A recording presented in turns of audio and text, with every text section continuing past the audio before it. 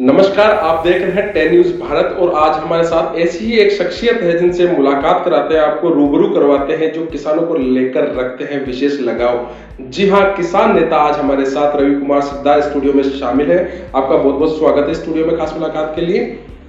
क्योंकि सर आज का जो दिन है किसानों के लिए एक विशेष मायने रखता है, तो क्या आज का दिन है और आज के दिन किसान दिवस के रूप में क्यों मनाया जाता है? सबसे पहले तो मैं आपका धन्यवाद देता हूँ जी। और मैं बताना चाहूँगा कि आज 23 दिसंबर को हमारे किसान शिरोमणि श्री चौधरी चरण सिंह जी, भारत के पूर्व प्रधानमंत्री ने जन्म लिया था जी। उसी के उपलक्ष्य में जी। हम इस दिन को किसान दिवस के रूप में मनाते हैं, क्योंकि चौधरी चरण सिंह जी किसान नेता थे जी। और किसानों के लिए विशेष बातें रखते थे, बहुत सी चीज़ें वो करते थे जी। जो किसानों के हित में थी, किसानों की आवाज़ थे। इसलिए हम किसान दिवस के रूप में आज के दिन को मनाते हैं। जी। जैसा कि किसानों के लिए एक खुशी का माहौल अभी आया, लौटकर किसान बिल वापस लिया गया, तो ये क्या बिल था और जो लिया गया है वापस, तो उसमें किस तरीके से किसानों का हित था? आप उसको किस तरीके से देखते हैं कि इसमें किसानों का हित है, या जो बिल में अमेंडमेंट्स होने थे वो क्या अमेंडमेंट्स थे? किसान बिल पूरी तरीके से वापस लिया गया या नहीं लिया गया? किसान बिल पूर्णतः वापस ले लिए गए हैं, आश्वासन में दिया गया है जी। और जैसे ही सदन शुरुआत होगी उसमें ये जो भी काले कानून हम जो इनको कहा करते थे जी। इनकी वापसी तय है। और इसमें जो भी था, अच्छा या बुरा क्या था, वो किसान बिल की वापसी पर ही आपको पता चल गया होगा कि इसमें क्या अच्छा था और क्या अच्छा नहीं था। तो पूरे भारत में किसान वर्ग में, मजदूर वर्ग में खुशी की लहर है और इस किसान बिल की वापसी में मैं समस्त देशवासियों को, किसानों को हार्दिक बधाई भी देता हूँ कि संघर्ष की जीत हुई और काले कानून वापस हुए। तो किन कारण के जो ये बिल है उसमें ऐसे कौन से कारण थे जिनका किसानों ने पुरजोर विरोध किया? क्योंकि ये जो मुद्दा है किसानों का, आम जन के लिए आज भी एक विषय बना हुआ है कि इसको आज तक कोई भी नहीं समझ पाया पूरे तरीके से। बात करें किसानों की, बात करें आम जनता की, तो क्या मुख्य मुद्दे रहे इसमें? इस किसान को, जो किसानों ने आंदोलन किया उस बिल को वापस लेने के लिए किन मुद्दों को चलते ये आंदोलन किया गया? जब से ये किसान बिल आए थे, मैं बात करना चाहूंगा आपसे पहले कि जो नहीं चाहिए था उसे जबरदस्ती थोपा जा रहा था। जी। किसान को जब ये बिल चाहिए ही नहीं थे तो क्यों दिया जा रहा था? सबसे पहली बात तो ये है। जी। आज भारत में चाहिए युवाओं को रोजगार। जी। रोजगार क्यों नहीं दे रहे हैं? किसान बिलों में ऐसा क्या था कि वो उनको लागू कर रहे हैं? तो कुछ ना कुछ तो ऐसा था है जो, और सबसे बड़ी बात है कि ये दो जो उद्योगपति हैं उनके पक्ष में था, जहां तक हमें समझ में आया है, जितना हमने समझा है। जो हमारे शीर्ष नेतृत्व में लोग बैठे हैं, बुद्धिजीवी किसान बैठे हैं, वृद्धजन, आपने देखा होगा इस आंदोलन में वृद्धजन बैठे थे। जी। जी। तो उन्होंने कुछ बुद्धिमत्ता का उपयोग करते हुए इनका विरोध किया होगा। हम उनके मार्गदर्शन में हमने काम किया और संघर्ष की जीत हुई। अगर ये सही होते तो शायद ये वापस नहीं होते। इसी बिल का कई किसानों ने समर्थन भी किया कि ये बिल हम किसानों के लिए बहुत उपयोगी है और जहां तक है समाज में इस बिल की आवश्यकता है। तो क्या मतभेद रहा किसानों में आपस में कि एक तरफ इसका विरोध किया गया, दूसरी तरफ इसको एक? नहीं, कोई मतभेद नहीं था इसमें, कोई मतभेद नहीं था। जैसे किसान बिल वापसी हुई तो वो लोग खुद फिर इनको लागू करवाने के लिए रोड पे क्यों नहीं है? जी। जो लोग इसके पक्ष में थे वो लोग रोड पर क्यों नहीं है इसको लागू करवाने के लिए? मतलब कुछ ना कुछ तो गड़बड़ थी। जो दिखावटी, हम कुछ भी कह सकते हैं उन लोगों को कि वो इसके पक्ष में क्यों आए, कैसे, हम उनके बारे में बात नहीं करेंगे। क्योंकि जब माननीय प्रधानमंत्री जी ने इसको वापस ले लिया, जी, उनको कुछ समझ में आया होगा, तब उन्होंने वापस लिया होगा।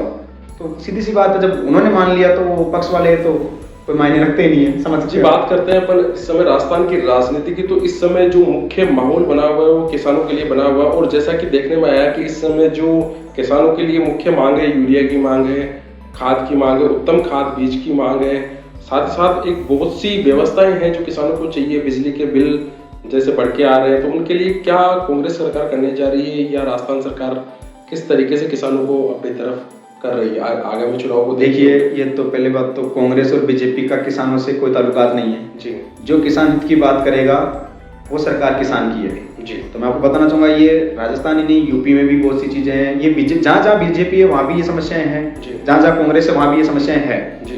तो जो भी सरकारों के अधीन या सरकार की अपन घोषणा पत्र देख सकते हैं, जो भी बात होगी उस हिसाब से वो काम कर रही है। और किसानों के लिए अगर काम नहीं होगा तो हम तो आंदोलन करने के लिए फिर तैयार है। क्योंकि आप एक किसान नेता के रूप में अहम पृष्ठभूमि रखते हैं, तो ऐसे कौन कौन से मुद्दे हैं जो सरकार को किसानों की तरफ ध्यान देना चाहिए और किन किन मुद्दों पर सरकार को आगे बढ़कर किसानों के लिए कार्य करना चाहिए? सबसे पहले तो मैं आपको बताना चाहूंगा, ये जो आंदोलन अभी निरस्त किया है हम लोगों ने, किसान वर्ग ने जो आंदोलन निरस्त किया गया है, मुख्यतः हमारी मांगे अभी तक तो यही है इस किसान आंदोलन को निरस्त करने के लिए जी। कि जो हमारे किसान साथी 700, पहले तो मैं उन 700 से ज्यादा शहीद किसानों को श्रद्धांजलि देता हूँ आपके चैनल के माध्यम से।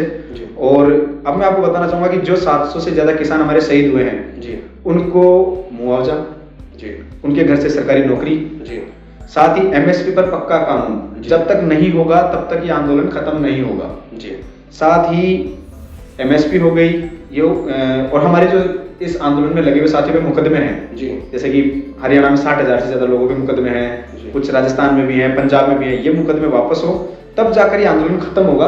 उसके बाद भी अगर कोई ना कोई किसानों को समस्या होगी, हम तो किसान हैं, फिर पहुंच जाएंगे धरने प्रदर्शन के लिए। अपनी बात मनवाना हमें आता है और ये पूरा देश देख चुका है कि किसान को बात मनवानी आती है। जी।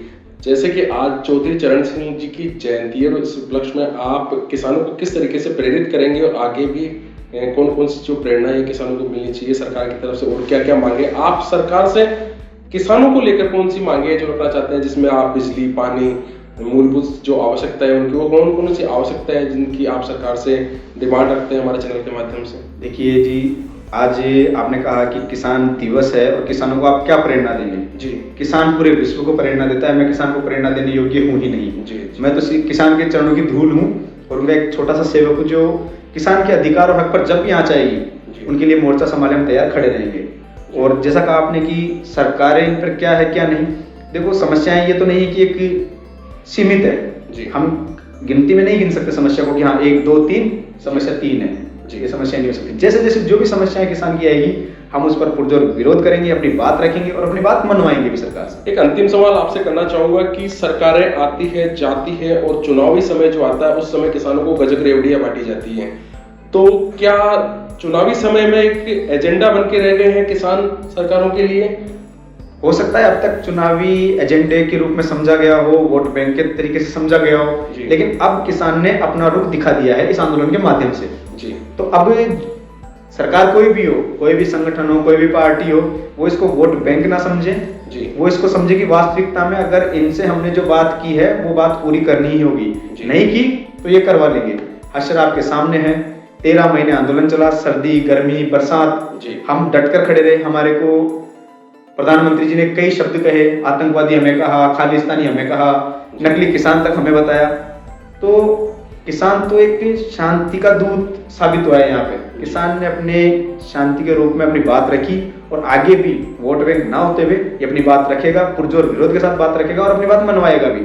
तो सरकारों से मैं कहना चाहूंगा, चाहे सरकार कांग्रेस की हो चाहे भाजपा की हो, किसान किससे जो वादा किया है वो वादा पूरा करना होगा, नहीं तो परिणाम और भी भयानक हो सकते हैं। शांति के रूप के साथ किसान अपनी बात रखेगा जी। आपका बहुत बहुत शुक्रिया हमारे स्टूडियो में बहुत बहुत धन्यवाद। आप देख रहे हैं 10 न्यूज़ भारत।